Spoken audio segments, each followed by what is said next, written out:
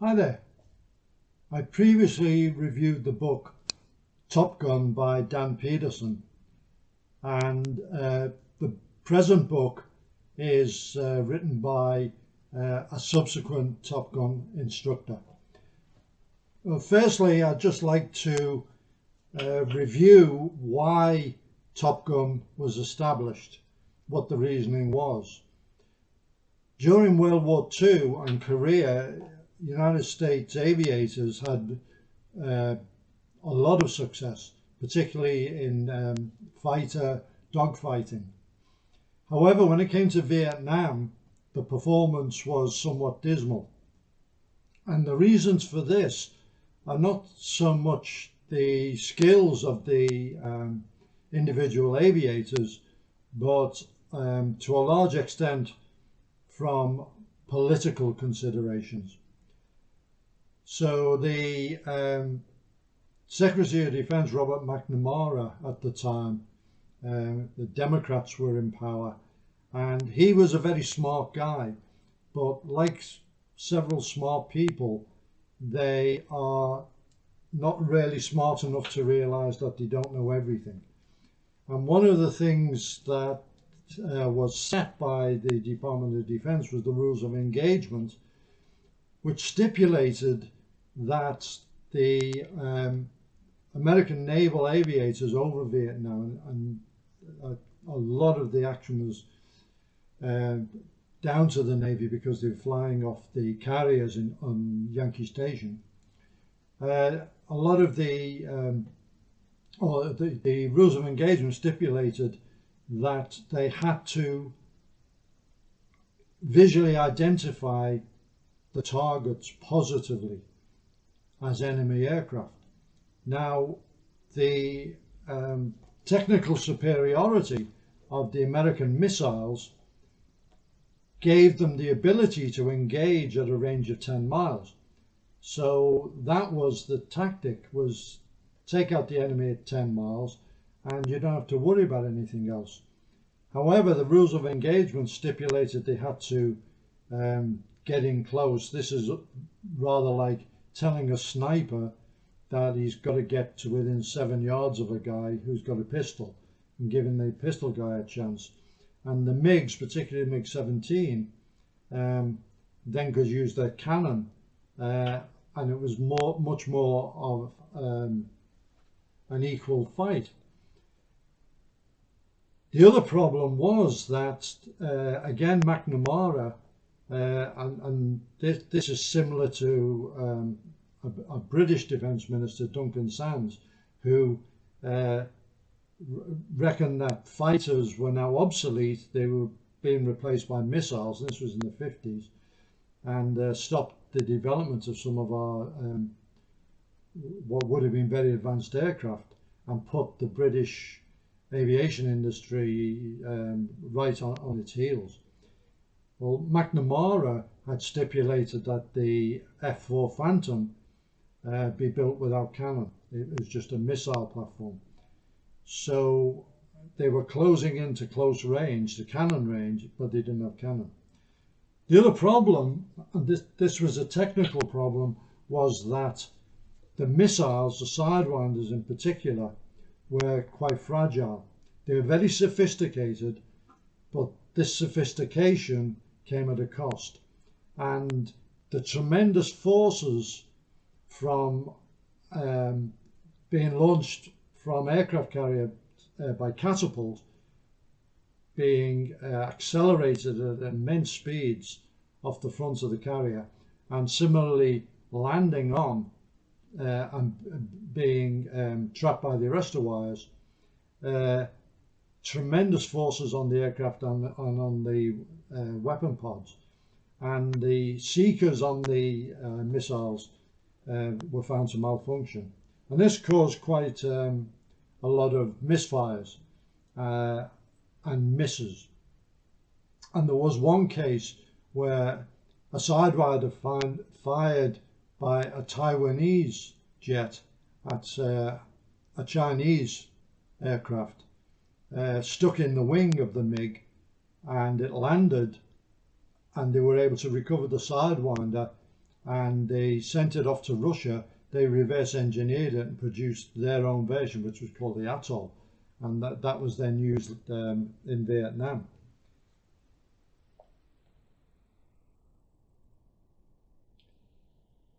Another political factor was targeting. There were ships coming into Haiphong Harbour, carrying MiGs, carrying all the weapons, all the ammo, and they were nice juicy targets for airstrikes by naval aviation. But they were told that this was off limits, and there were other sites, military sites, that they weren't allowed to attack. Eventually, they were limited access to these targets, but then they found that the State Department was actually, and this is unbelievable, passing on the targets to Hanoi, ostensibly to allow civilians to exit the area, but all it did was allowed the North Vietnamese to move in much more anti-aircraft defences around those targets. So it made them much harder. So that was the background to why the Navy needed to revamp its air warfare. So Top Gun was established to teach ACM, air combat manoeuvring. And Dan Peterson, whose book I reviewed, was the first commanding officer. And Dave Baranek, whose cosign is Bio, who wrote the book I'm reviewing today, was another generation, and his book takes us into more modern times. He was what's called a RIO, Radar Intercept Officer, which is the backseat guy in the tandem seating on the F-14 Tomcat. So previously they flew the Phantoms in Top Gun. Now it was the Tomcat, which is an amazing aircraft, very capable. He was a member of a squadron and takes you through how the Tomcat operates, and then is given a chance to go to Top Gun, goes through the Top Gun course, explains it in detail in the book, almost on a day-by-day basis, what it's like to be a trainee going through Top Gun. All the different permutations of attack, one-on-one, two-on-one, two-on-two, two versus unknown numbers. So you'd be flying and you'd be vectored onto two bogies, two unknowns, and while you're engaging there, more bandits or bogies would appear, because this is what happens in real life. And the Top Gun instructors fly aggressor aircraft. So as a qualified Top Gun graduate, he then goes back to a squadron, back to carrier work, and they have to re-qualify what's called cat and trap, catapult launchers and traps, several times, continually land, taxi to the catapult, take off, do a circuit, land, and so on, until they can do this both day and night. And during this time, on one of the landings, they have to eject. Him and his pilot eject and end up in the water. And he describes what it's like with the shrouds of the parachute round him, and they have a helicopter always in the air standing off, and that's over very, very quickly, and they are hauled out of the water. But quite an interesting experience. And it was caused by a young flight deck crewman who forgot to change the setting on the arrestor wires. They are set for each aircraft type because it's a weight variable, and they forgot to do this, and the wire snapped, sent the Tomcat spinning across the deck, and they had to eject. So very exciting, and it points out the danger, even in peacetime, of naval aviation, landing on carriers, particularly at night. They reckon it's the most difficult thing you do in aviation. He then gets selected to go to Top Gun as an instructor, and another really fascinating part of the book. And one of the things that they do is they present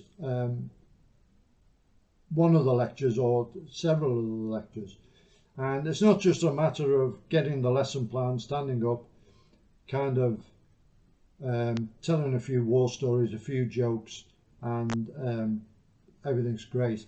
It's very, very thorough, and they do what's called a murder board, which is a group of the instructors, the existing instructors, critique your presentation. You have to present the full lesson to them, and they ask questions during it, and then critique it afterwards, and you have to pass.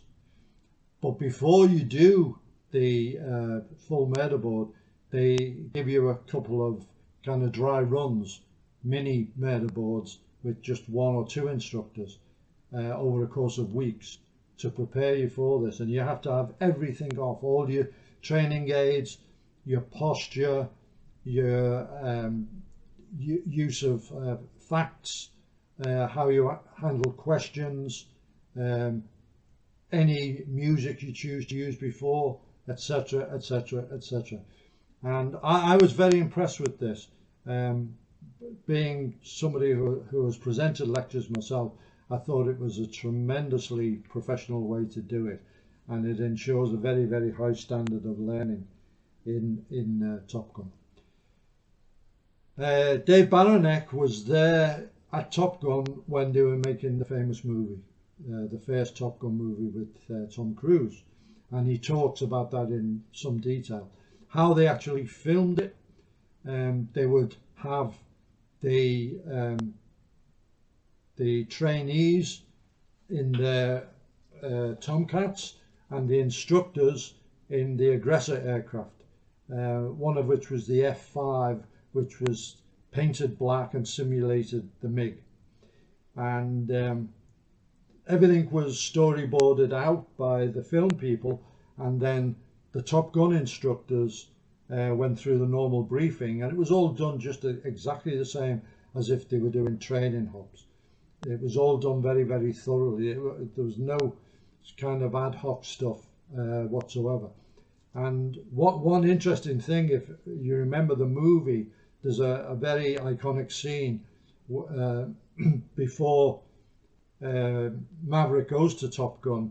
He encounters MiGs from a certain nation over the Indian Ocean, and he inverts over the top of the MiG, and in the frame you see the Tomcat inverted almost canopy to canopy on top of the MiG, and he takes a photograph, and that gets kind of his notoriety when it comes to Top Gun. Anyway, in the shot, Dave Bio, the author, was in that MiG, and he was in that shot. They didn't actually have a Tomcat inverted over them. That was done by special effects. So the other thing that they were asked to do was, him and another one of the instructors, was to go to the Paramount Studios in Hollywood, stay there for a couple of days, and in the editing suite go over the scenes and supply the dialogue. Now, they made the point that the whole thing about communications between the people in the cockpit and between the aircraft is brevity. But Hollywood wanted more of a conversation, wisecracking, this kind of thing. So that compromise was reached, and they did supply realistic dialogue. None of the actors actually were used in the flight scenes. A couple of them tried, they went up and they were just sick, and they riding in the back, and they just couldn't be, none of the film was used. They went to the premiere, took their wives, girlfriends, and it did quite a lot of good for Top Gun and for US naval aviation in general. So the book gives a very, very good view of the fighter weapons school, Miramar, Top Gun, and also other aspects of flying from carriers. And the whole thing shows just how professional that setup is. And it continues to this day, and they're using the F-35s down there. So the training continues. The book is well worth a read. It's very detailed, and I enjoyed it a lot.